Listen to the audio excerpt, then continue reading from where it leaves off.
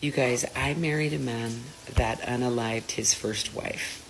He spent 19 years in prison, and he was 38 when he got out. And within 7 months, we were married. I married that man. And you know what? The crazy thing is that I thought he was the man of my dreams. I bought him a car. I got him a really, really good job. I bought him new clothes. Like, I just thought, wow, like we're going to grow old together. And everything was great until it wasn't, right? He ended up leaving me. He took off in the car that I bought him. Ended up with some Mexican lady. She doesn't speak English. She was always blowing up my phone, like when he did come back. I should post a picture of her. I might do that. But This right here is the perfect example of how a man fresh out of prison with a body on his record still had the clarity to leave a woman who didn't bring him peace. She did everything, bought him a car, got him a job, probably packed his lunch too, but he still dipped the second he found a woman who gave him silence, smiles, and zero chaos, even if she couldn't speak his language. That's how powerful peace is to a man. It doesn't need subtitles. And the wildest part? This woman proves that when a woman wants you, she'll move heaven and earth, give you her wallet, her resources, her whole schedule. But the second she realizes her efforts didn't buy the commitment she expected, the victim card comes out. It's not love when you're trying to outwork your own insecurity. That man didn't want a parole officer with feelings. He wanted peace. Dating in our 40s, Nurse Nikki style. You come out of surgery, you're done having a baby, you've been fasting, you're starving coming out of a shitty marriage, and they hand you this stale ass hospital crackers. They hand you the off-brand soda. You're like, taking some drinks. This is the best drink ever. This is the best crackers I've ever had. Then you take a minute, you take another bite, take another sip, and you're like, this is not good. These crackers are stale, and this hospital soda is disgusting. So that, my dear children, is what dating is like in your 40s. All of the good crackers and all of the good sodas are still married. So you get the leftover stale ass stuff that doesn't even taste good. And yes, I am placing myself in that stale ass category and crunchy and salty about it. So, dating tips with Nikki. Don't do it, it's a trap. Please stop telling me that I'm going to find a nice man that's going to treat me well and that there's plenty of fish in the sea, because the sea is literally filled with trash and all of the fish are dying. Dating in your 40s and 50s is trash? No, ma'am. Dating you at 40 or 50 might be trash. Let's not confuse the two. These women act like the whole dating market suddenly turned into a dumpster fire, when really, they just showed up after the fireworks were over, trying to cash in late with expired coupons. They skipped the early bird special, now they're mad the buffet's closed. They often say, all the good guys are taken. Well, those men didn't wait around while you were out living your hot girl summer for 15 years straight. The good men wanted commitment back then. You thought it was boring. Now, those same boring dudes are married, with 2 kids and a golden retriever. And you're on TikTok talking about how men over 40 are emotionally unavailable. The only thing unavailable is your humility. Meanwhile, the toxic thing they complain about today is just men being brutally honest that they're not signing up to be emotional janitors for midlife chaos. It's not the dating pool that's trash. It's the delusion that you'd still be in high demand at 50. So one of the top reasons that women resent their husbands and file for divorce is because she gets up and someone needs something. She goes to work and someone needs something from her. She gets home and there's someone who needs something from her. And if she's a mom, baths have to be done, homework needs to be done, lunches need to be made, something has to be prepared for dinner. The kitchen needs to be cleaned, the toys need to be picked up. And let's be real, the laundry and dishes never end. And she feels like her husband isn't helping. She's exhausted, she's overwhelmed, and she feels alone. She's afraid to ask for help because he's dismissed her feelings so many times before. So what's the point? By the time her spouse realizes, it's too late. So now the hot new trend in justifying divorce is claiming they were overworked. Like somehow cleaning a house you live in and parenting the kids you birthed is an unbearable burden that qualifies for an exit strategy. It's hilarious how these explanations always skip the man side. Like he's just some decorative lamp in the living room, contributing nothing but electricity bills. This man is working 12-hour shifts, fixing the car, paying bills, mowing the lawn, and carrying half the stress just without the meltdown. But nope, she's overwhelmed, so the logical solution?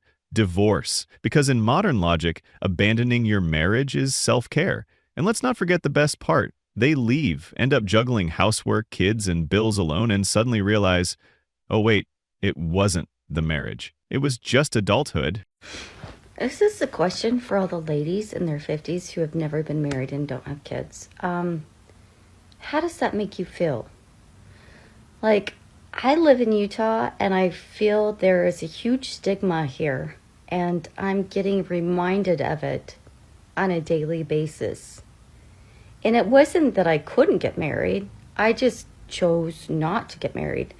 I've been engaged 3 times. The first 2 times, I chose not to marry them because I felt like it wasn't right after the fact. And then the 3rd time, he didn't think that I could have children, so he left me at the altar. Since then, I've been through a myriad of broken relationships and whatnot, but I mean, I feel like, especially here in Utah, I feel like there's a stigma. And I don't know if I should move and get out of here. Like, things aren't working out so well here in Utah. And so I'm wondering if I should just get out. So, after swiping left on 2 marriage proposals like she was waiting for a better deal, she finally says yes to the 3rd guy, only for him to realize the baby factory had already shut down for renovations, with no grand reopening in sight. It's wild how some of these women treat their 20s and 30s like an all-you-can-reject buffet, then hit their 50s and suddenly expect applause for settling down, as if biology didn't get the memo. That man didn't leave because he was cruel, he just wanted a family, and when you've got one foot in menopause and the other in therapy, that's a hard sell. Now she's talking about stigma and thinking of relocating as if the real problem was the zip code, and not the fact that she turned motherhood and marriage into a waiting game she lost. Life isn't Amazon Prime. You don't get to delay what matters and expect perfect delivery later. So I just did a little video asking men's opinions on dating and whatever. And this right here was such a common response. And if this is how like 80% of men are viewing dating, and my negative aspect on dating and how females view it, because we exactly know that this is going on, that men will pretty much, why settle down if they can get cheated on, as opposed to just screwing everyone on the dating apps and not having to put in any time, effort, or pretty much anything that involves an actual long-term relationship. So if men view it this way and then women have their skewed like way of thinking about dating, it's just this vicious negative cycle of dating, and this is why we're all doomed, men and females. A comment says, if I can hook up with a woman for free on Tinder, why do I need or want a wife and kids? To get cheated on? It's not worth it for men. And honestly, that man just dropped a TED Talk in one sentence. In today's world, getting married is like investing in a business where the failure rate is over 50%, and if it fails, you still got to pay for the building, the staff, the emotional damage, and somehow pretend you're the villain in the story. One minute you're saying, I do, next minute you're Googling cheapest lawyers near me, while your ex is flaunting a new dude in the car you financed. And let's be honest, the comment nailed it. If a man can swipe right and get a free trial of companionship without the legal fees, alimony roulette, and the looming threat of child support payments that make rent look like lunch money, why on earth would he sign up for the modern marriage, especially when cheating, divorce, and homelessness are part of the rewards program? I decided to get divorced for my 2nd time at age 30. I went kicking and screaming. Actually, I went over to my girlfriend's house to complain for the 100th time about the things my husband was doing that I didn't like. And she so boldly said to me, maybe it's you. And I was like, excuse me? I'm sure that it's him. But she got into my head and I thought, well, maybe I should go to a therapist. And the therapist can say that it's him. So we went to this man, Louis Quimby. Louis Quimby was 73. He had been in practice for over 30 years. And when I tell you he was scary, I mean he was fucking terrifying. In this session, we got to the root of a few things. One, my husband at the time, zero interest in changing. Me, totally codependent and only willing to change if he was. Except then Louis got in my head. At the end of the session, he invites us to his group therapy session. And my husband immediately says no, looks at me and says, well, you can come. You can go alone.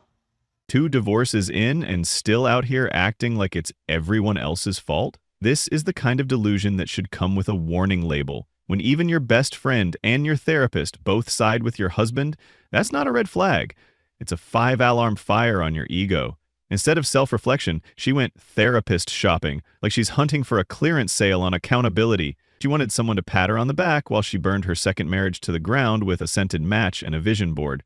When that didn't work, she hit the eject button, like she's Tom Cruise in a mid-air divorce mission. At this point, she's not looking for a husband. She's looking for a yes man with a soft voice, 6-pack abs, a PhD in feelings, and the patience of a Buddhist monk. And let's be honest, if she keeps going like this, the only vows in her future will be to a rescue cat named Mr. Fluffles and a half-drunk bottle of wine.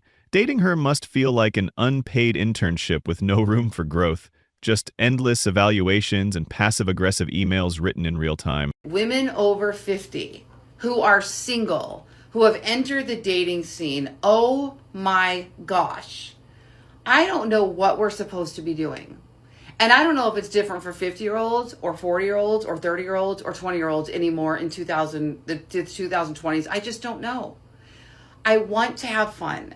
I want to go out. I want to go play. I want to dance. I want to listen to live music. I love to flirt. I want to have a good time. And at the same time, I don't want to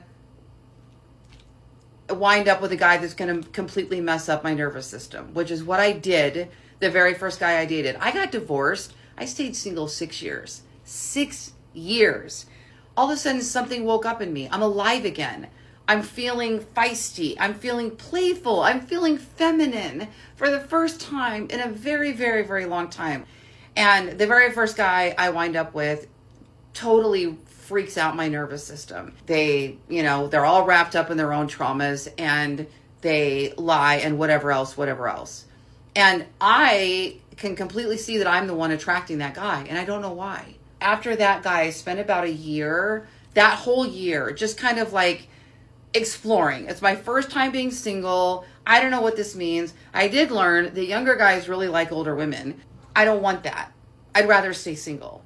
That's how I feel about it. I'm sorry. That's just how I feel about it. She spent 6 years in the single wilderness like it was some kind of spiritual retreat, thinking that when she came back, Prince Charming would be waiting at the gate with flowers.